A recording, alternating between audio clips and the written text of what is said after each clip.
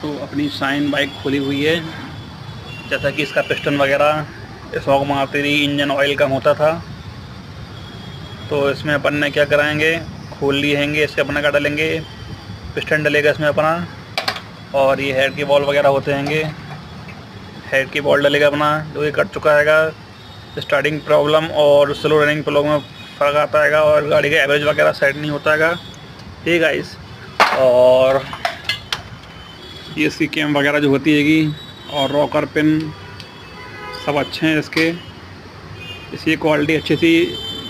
Customer ने इसमें engine oil ख़त्म होने नहीं दिया, पूरा डालता रहा, तो ये सब इसका सामान बच गया।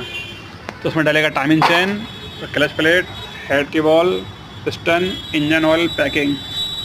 तकरीबन खर्चा इसमें आकर जा रहा है 4 से 5 हज़ार खर्चा आएगा। ठीक है, अच्छी क्वालिटी का सामान डालेंगे कंपनी का। तो ठीक है दोस्तों, अब मिलते हैं इसके नेक्स्ट वीडियो में। थैंक्स।